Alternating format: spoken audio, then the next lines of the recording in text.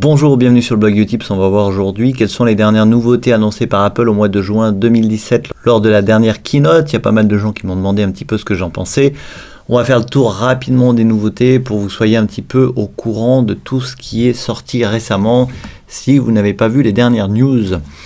Donc ce qui a été annoncé, c'est le successeur de macOS. Donc aujourd'hui, à l'heure où je tourne cette vidéo, on est sur macOS Sierra 10.12. On va passer en 10.13 à la fin de l'année 2017, donc sûrement en octobre. Apple va ajouter dans macOS Sierra pas mal de petites nouveautés, mais ce ne sera pas révolutionnaire. Mais par contre, la grosse nouveauté, c'est le nouveau système de fichiers qui va être intégré dans chaque Mac, qui va remplacer l'HFS Plus qu'on connaît depuis de nombreuses années sur Mac.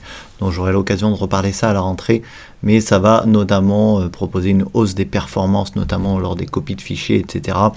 Ce qui sera toujours appréciable. On aura également une hausse des performances graphiques avec Metal 2, donc toutes ces nouveautés concernent vraiment le cœur du système. La réalité virtuelle va faire son apparition sur Mac, ça j'en reparlerai aussi. On aura de nombreuses mises à jour, notamment dans Photo, qui va gagner pas mal de fonctionnalités. On aura beaucoup plus de possibilités de retouches dans Photo.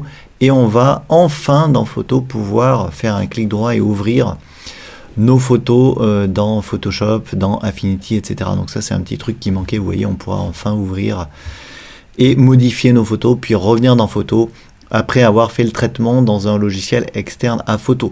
Donc on a actuellement les extensions dans Photo, j'en ai déjà parlé, mais là ce sera quand même un petit peu mieux puisqu'on pourra carrément ouvrir le logiciel de notre choix. On va gagner d'autres fonctionnalités dans Safari, voilà, au niveau du traçage, vous pourrez réduire le traçage sur internet si ça vous embête. De nouvelles fonctionnalités dans Siri, dans Plan, dans Mail, dans Notes.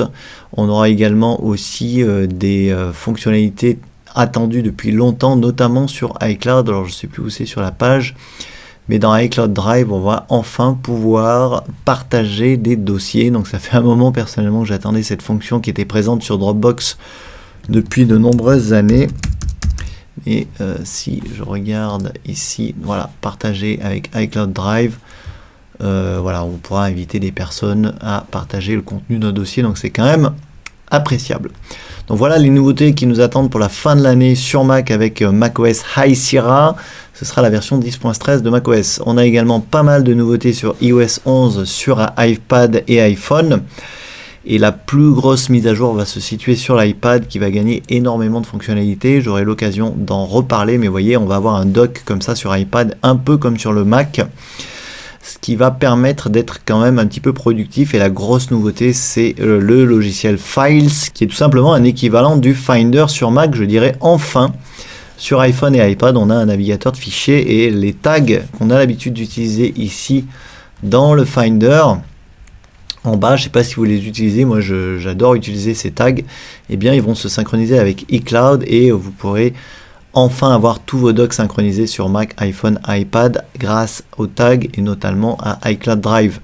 On pourra même intégrer dans cette application Files, tout comme on le fait sur Mac dans le Finder, Dropbox, Google Drive, etc., etc. Donc ça c'est vraiment génial et vous pourrez même stocker des documents sur l'iPad et non pas sur le cloud. On aura un stockage local sur l'iPad, on pourra créer des dossiers, des sous-dossiers un petit peu comme on le fait sur le Mac. Donc ça, c'est une des grosses nouveautés qui nous attend avec iOS 11 sur iPhone et iPad. On va évidemment hériter de nouvelles fonctionnalités, notamment le glisser-déposer, un petit peu comme sur Mac. Donc l'iPad va ressembler de plus en plus à un Mac. L'Apple Pencil va s'intégrer dans de plus en plus d'applications également. Donc ça, c'est toujours appréciable. Dans Notes, vous voyez, on peut faire des schémas, des dessins. Il y aura toujours de plus en plus d'options à ce niveau-là. La réalité augmentée va faire son apparition également sur iPad, mais ça j'aurai également l'occasion d'en reparler. Les live photos vont progresser, l'appareil photo disposera de quelques fonctionnalités en plus. Voilà, je passe toutes les nouveautés qui vont arriver puisque j'aurai l'occasion, une fois que ce sera sorti, de détailler tout ça. Pareil sur WatchOS, pareil sur Apple TV OS, on aura des nouvelles fonctionnalités avec WatchOS 4 sur iPhone et la nouvelle version de l'Apple TV, de l'OS sur Apple TV avec le mode sombre. Au niveau des nouveautés matérielles, on a l'iPad Pro 10 pouces qui a été annoncé par Apple. C'est le nouveau format de l'iPad, il est un petit peu plus large que l'iPad standard, donc c'est toujours appréciable, et un petit peu plus petit que l'iPad Pro 12 pouces. Donc c'est un format qui peut être assez agréable, puisque en termes d'encombrement, les bordures étant affinées par rapport à avant, il n'est pas plus Il prend à peine plus de place que l'ancien iPad. Donc ça peut être assez génial d'investir dans ce nouvel iPad si vous n'en avez pas encore. Et si vous hésitez, je vous conseille vraiment ce nouveau modèle tout simplement parce qu'il est beaucoup plus puissant et qu'il a un taux de rafraîchissement de l'écran à 120 Hz au lieu de 60, ce qui fait que toutes les animations sont beaucoup plus fluides. Donc évidemment, il est compatible avec l'Apple Pencil en Bluetooth pour dessiner, prendre des notes, etc. sur cet iPad. Ensuite, ce qui a été annoncé, eh bien, c'est une excellente nouvelle pour les professionnels. C'est l'iMac Pro qui va être commercialisé à la fin de l'année 2017, en décembre 2017. Qu'est-ce qu'il a de particulier? Eh bien, cet iMac Pro pourra accueillir, tenez-vous bien, jusqu'à 128 Go de RAM. Il va être livré avec 32 Go de RAM en modèle de base et vous pourrez monter jusqu'à 128.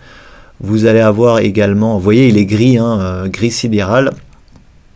Vous allez pouvoir mettre jusqu'à 18 cœurs dans ce Mac. Donc c'est un iMac qui va être peut-être même plus puissant que le Mac Pro actuellement, tellement vous allez avoir de possibilités d'options sur ce Mac. Donc il va quand même coûter, je pense, assez cher, puisque je crois que le modèle de base va commencer à 5 000 €, mais je crois que c'est vraiment un monstre de puissance une fois que vous aurez rajouté toutes les options. Mais même de base, c'est un Mac qui va déjà être très performant.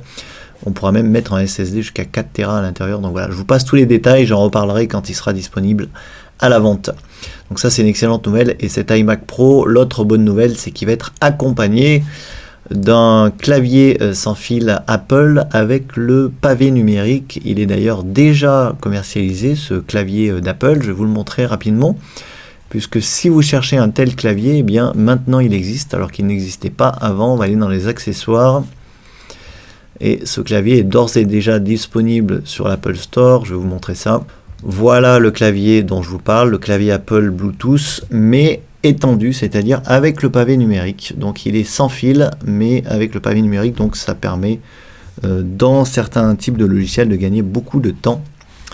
Voilà, vous voyez, il coûte 149 €, mais il est sans fil. Et encore une fois, il peut être rechargeable grâce au câble USB fourni avec. Au niveau des MacBook Pro, ils ont été mis à jour avec une légère baisse de prix sur certains modèles. On est toujours sur les MacBook Pro avec Touch Bar, bien entendu. Si vous hésitez entre le modèle Touch Bar ou non Touch Bar, eh bien, je vous conseille toujours de prendre plutôt le modèle avec la Touch Bar. Cette Touch Bar, j'en reparlerai dans d'autres vidéos, mais elle est vraiment assez sympa, et notamment grâce au Touch ID qui permet de s'identifier et d'éviter de taper les mots de passe sur Mac. C'est vraiment super pratique. Ensuite, sur les 15 pouces, eh bien ici, pareil, on a gagné les nouveaux processeurs Kaby Lake Intel, mais en termes de gain de performance, c'est pas énorme par rapport aux générations précédentes, donc c'est vraiment une mise à jour mineure. Il n'y a pas grand chose à dire sur ces mises à jour des MacBook Pro. Par contre, pour le MacBook, il a été mis à jour avec de nouveaux processeurs, et cette fois-ci, le gain en performance est quand même nettement supérieur puisqu'il n'avait pas été mis à jour depuis un petit moment. Donc si vous hésitez à investir dans un MacBook super léger, eh bien n'hésitez plus, puisque ce modèle a été rafraîchi et il est super bon pour faire de la bureautique. C'est vraiment un excellent Mac, il est tout petit. Il y a un SSD qui peut monter jusqu'à 512 Go avec 8 ou 16 Go de RAM maintenant, donc ça peut être assez intéressant d'opter pour ce Mac en le boostant avec 16 Go de RAM par exemple. On va regarder les options rapidement. Vous voyez ici, voilà, on peut monter jusqu'à 16 Go de RAM, donc c'est assez sympa pour 240 €. Bon, ça fait un Mac qui est un petit peu cher, mais qui est super fin, super design, et qu'on peut emporter partout pour faire tout ce qui est surf, internet, bureautique, mail, des petites photos, etc. Donc voilà pour les petites nouveautés annoncées par Apple lors de cette keynote en juin 2017. Le nouveau système macOS qui va sortir à la rentrée, la nouvelle version d'iOS qui va sortir avec les iPhones et les iPads, pareil à la rentrée en septembre 2017. WatchOS et Apple tvOS, la même chose, le nouvel iPad, le nouveau clavier Magic Keyboard sans fil et le nouveau iMac Pro, pardon, qui va sortir en décembre. On a la mise à jour des MacBook Pro, des MacBook, et on a un tout nouveau produit qu'Apple a annoncé, le HomePod, qui va être tout simplement un haut-parleur connecté pour diffuser notamment le contenu de votre bibliothèque Apple Music. Donc si vous êtes abonné à Apple Music, ça peut être un excellent investissement. Vous voyez, il y a tout un tas de Twitter, je ne sais plus combien il y a de Twitter, il y a 7 Twitter, plus un caisson de basse en haut. On peut en acheter plusieurs, évidemment, pour avoir un son stéréo ou surround, etc. C'est un produit qui va être commercialisé aux alentours de 350 €. Donc c'est pas excessivement cher par rapport à la concurrence, mais encore une fois, c'est un produit qui est tout nouveau, donc j'en reparlerai une fois qu'il sera sorti, que j'aurai pu le tester, et je vous donnerai mon avis sur ce produit. Pour l'instant, j'ai pas trop d'avis, puisque je l'ai encore jamais vu. Voilà pour ces petites nouveautés d'Apple en 2017. Merci d'avoir suivi cette vidéo. Comme d'habitude, si vous avez des questions sur le sujet, n'hésitez pas sur le blog sous la vidéo. Si vous n'êtes toujours pas abonné au blog et que vous voulez recevoir mon e-book pour apprendre les bases sur iPhone, sur Mac, etc., mais n'hésitez pas à cliquer sur les liens qui apparaissent à gauche de la vidéo. Et moi, je vous dis à demain pour la prochaine.